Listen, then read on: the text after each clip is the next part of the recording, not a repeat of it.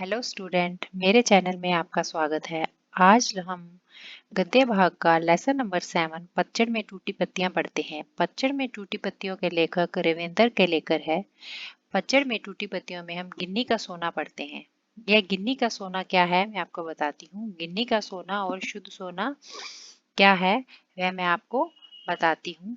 जो गिन्नी का सोना है वह 22 कैरेट का होता है, जिसमें तांबा मिला होता है, और जो भी गहने बनाए जाते हैं वो इसी से बनते हैं क्योंकि यह मजबूत होता है। और यह शुद्ध सोना क्या होता है? शुद्ध सोना 24 कैरेट का होता है, जिसमें कोई भी मिलावट नहीं होती। शुद्ध सोना अलग है और गिन्नी का सोना अलग। गिन्नी के सोने में थोड़ा सा तांबा मिलाया होता है, इसलिए वह ज्यादा शाइन करता है, ज्यादा चमकता है और शुद्ध सोने से मजबूत होता है। औरतें अक्सर इसी से गहने बनवा लेती हैं। फिर भी यह होता तो क्या है? गिन्नी का सोना। शुद्ध आदर्श भी शुद्ध सोने के जैसे होते हैं। जो आदर्श हैं वो भी क्या होते हैं? शुद्ध सोने के जैसे होते हैं। चंद लोग मतलब कुछ लोग उसमें व्यवहारिकता का थोड़ा सा तांबा मिला देते हैं। कुछ लोग क्या करते हैं, उसमें थोड़ा सा तांबा, जैसे सोने में तांबा मिलाया जाता है तो उसकी शुद्धता उतनी नहीं रहती है।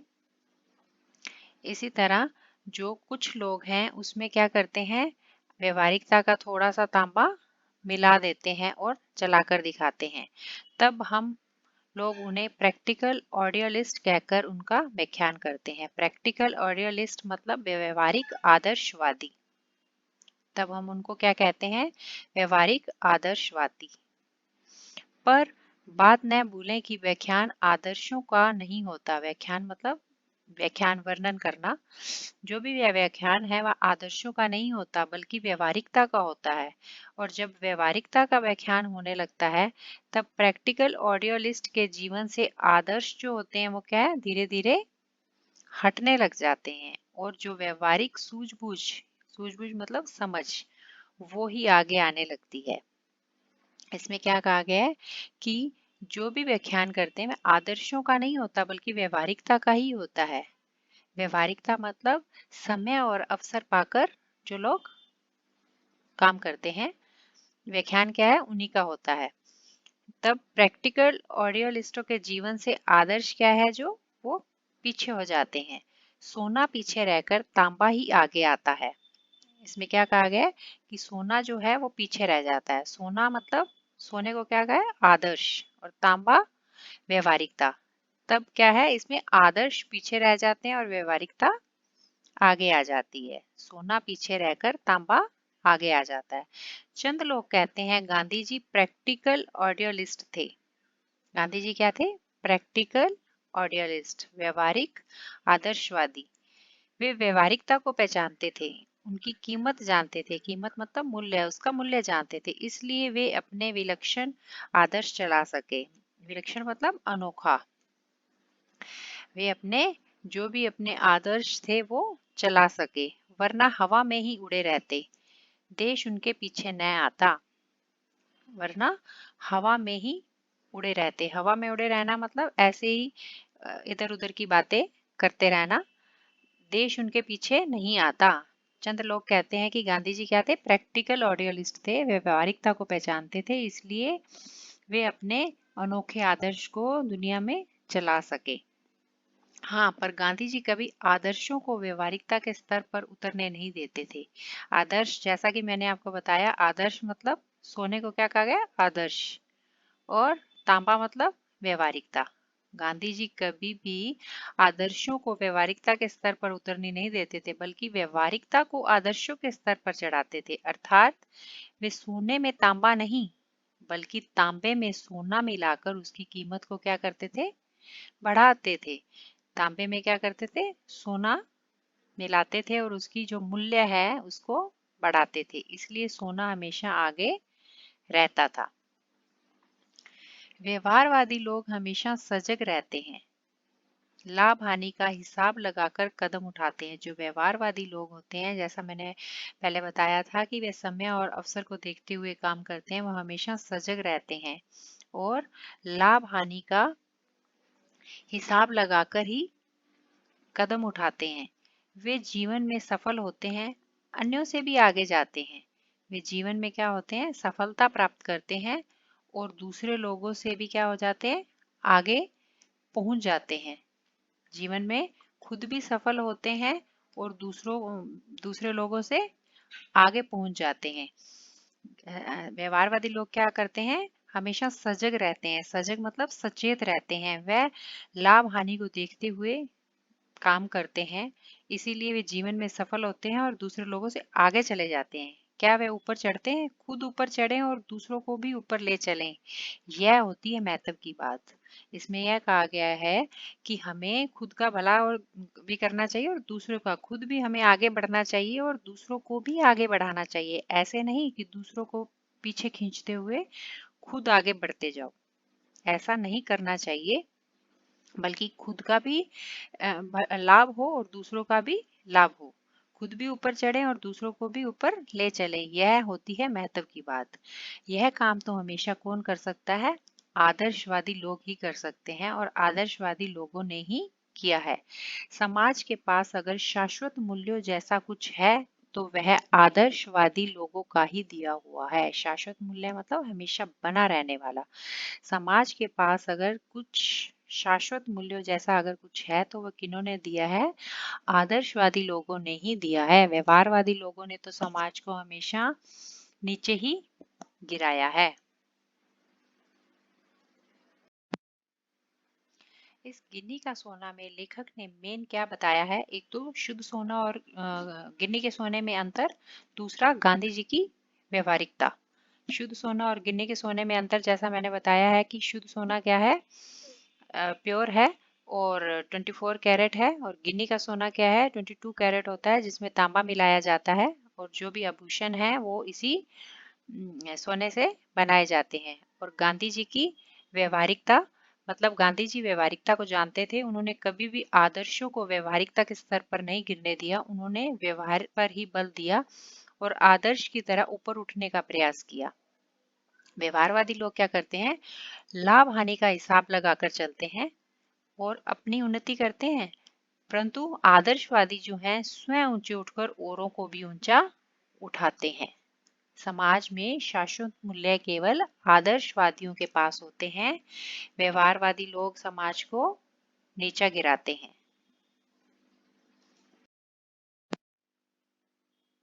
अब हम पढ़ते हैं झेन की देन। झेन की देन में आत्मिक शांति के महत्व को दर्शाया गया है। जापान में मैंने एक मित्र से पूछा, यहाँ के लोगों को कौन सी बीमारियां अधिक होती हैं? मानसिक, उन्होंने जवाब दिया। यहाँ के 80% लोग मनोरोगन हैं। लेखक कह रहा है कि जापान में मैंने अपने एक फ्रेंड से पूछा कि यहाँ के लोगों को कौन सी बीमारियां अधिक रहती हैं, तो उन्होंने जवाब दिया कि यहाँ के 80% लोग मनोरोगन है। मनोरोग मतलब तनाव के कारण मन का अस्वस्थ होना। इसकी क्या वजह है? कहने लगे, हमारे जीवन की रफ्तार बढ़ गई है। यहाँ कोई चलता नहीं बल्कि दौड़ता है। यहाँ कोई बोलता नहीं बल्कि बकता है। हम जब अकेले पढ़ते हैं तो आपस में लगातार बड़बड़ाते रहते हैं। क्या है, जो काम है, जीवन की रफ्तार है वह बढ़ गई है। यहाँ कोई चलता नहीं है बल्कि दौड़ता है, कोई बोलता नहीं बकता है। अमेरिका से हम प्रतिस्पर्धा, प्रतिस्पर्धा मतलब होड़, अमेरिका से हम होड़ करने लगे हैं। 1 महीने में पूरा होने वाला काम 1 दिन में पूरा करने की कोशिश करने लगे हैं। जो काम 1 मंथ में पूरा होना चाहिए उसे हम एक ही दिन में पूरा करने की कोशिश करते हैं। इससे क्या होगा, तनाव बढ़ेगा, टेंशन बढ़ेगी। टेंशन बढ़ने से क्या होगा, बीमारी बढ़ेगी। वैसे भी दिमाग की रफ्तार हमेशा तेज रहती है। उसे स्पीड का इंजन लगाने पर वह 1000 गुना अधिक रफ्तार से दौड़ने लगता है। फिर एक क्षण ऐसा आता है जब दिमाग का तनाव बढ़ जाता है तो पूरा इंजन क्या हो जाता है, टूट जाता है। यही कारण है जिससे मानसिक रोग यहाँ बढ़ गए हैं। उन्होंने क्या कहा है कि जब हम बहुत ज्यादा टेंशन लेंगे तो मानसिक रूप से क्या हो जाएंगे, अस्वस्थ हो जाएंगे, और मानसिक रोग इसीलिए यहाँ पर बढ़ गए हैं। शाम को वह मुझे एक टी सेरामनी में ले गए। चाय पीने की, टी सेरामनी क्या है, चाय पीने की यह एक विधि है, यह एक चाय पीने का तरीका है वहां पर।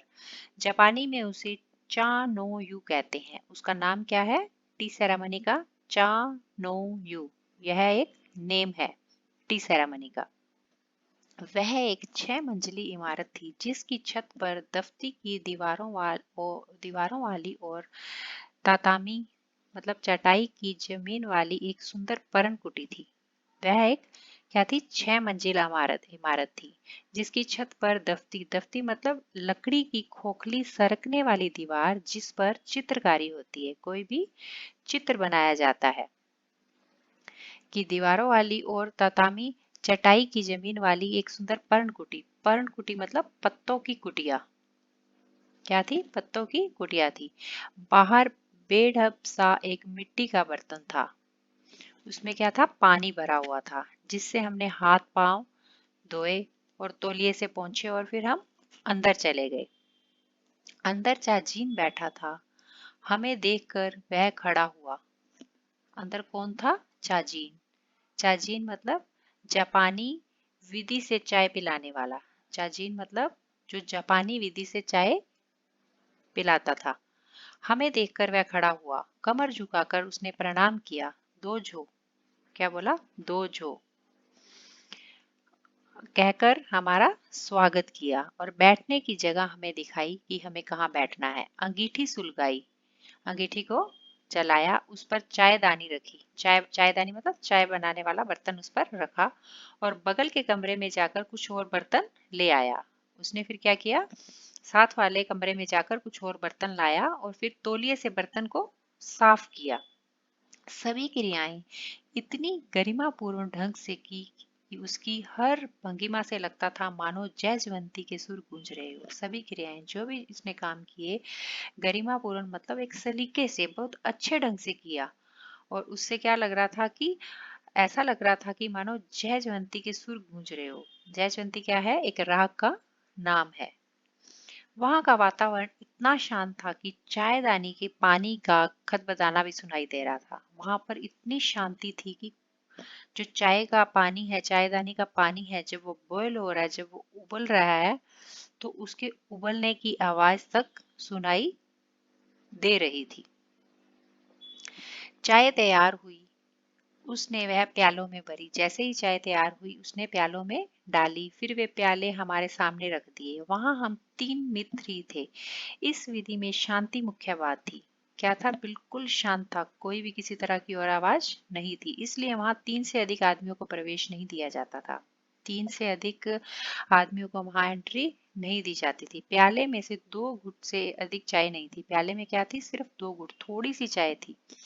हमने ओठों से प्याला लगाकर एक एक बूंद चाय पीते रहे। करीब 1.5 घंटे तक चुस्कियों का यह सिलसिला चलता रहा। कितना? 1.5 घंटा मतलब 1.5 आवर हम चाय पीते रहे। और चाय कितनी थी? सिर्फ 2 घुट, 2 घुट से ज्यादा चाय नहीं थी।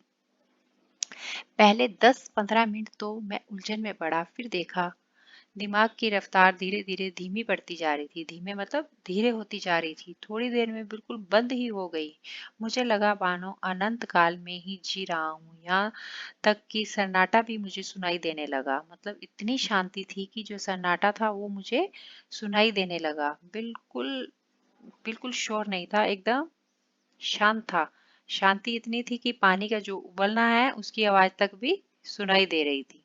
अक्सर हम यहाँ तो गुजरे हुए दिनों की खट्टी मीठी यादों में उलझे रहते हैं या फिर भविष्य के रंगीन सपने देखते रहते हैं। अक्सर क्या होता है? गुजरे हुए दिन मतलब कौन सा काल?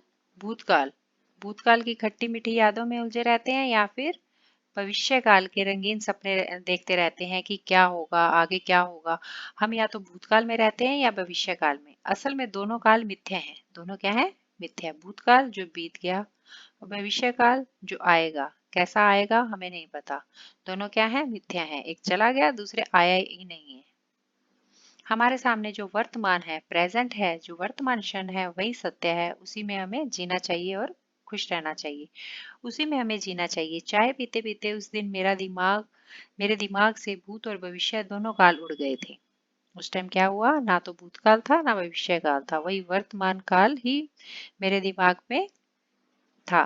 केवल वर्तमान क्षण सामने था और वह अनंत काल जितना विस्तृत था। विस्तृत मतलब बड़ा। वह कितना था? अनंत काल जितना विस्तृत था। जीना किसे कहते हैं उस दिन मालूम हुआ। जैन परंपरा की है बड़ी देन मिली है जापानियों को। क्या मिली है? जैन परंपरा की यह देन जापानियों को मिली है। इस जैन की देन में मेन क्या बताया गया है? जापानियों में बढ़ती मनोरुग्णता। मनोरुग्णता मतलब जैसा मैंने पहले बताया था, तनाव से मन का अस्वस्थ हो जाना। और टी सेरामनी के बारे में बताया गया है कि उसका लेखक का टी सेरामनी का अनुभव कैसा रहा। और शांति के अनुभव का बताया गया है कि वहां पर इतनी शांति थी कि पानी के उबलने की आवाज तक सुनाई दे रही थी। और तीसरा, वर्तमान का अनुभव बताया गया है कि प्राय हम जो गुजरे हुए समय की यादों में खोए रहते हैं या भविष्य के सपनों में खोए रहते हैं, जबकि दोनों क्या है? मिथ्या है। सत्य क्या है? वर्तमान। चाय पीते पीते लेखक का दिमाग केवल वर्तमान में रह गया। वह अनंत काल जितना विस्तृत था, इसे ही जीना कहते हैं। जापानियों की यही जैन परंपरा सचमुच निराली है। यहाँ यह हमारा लेसन कंप्लीट होता है। धन्यवाद। अगर लेसन पसंद आया हो तो इसे लाइक करना और शेयर करना न भूलें।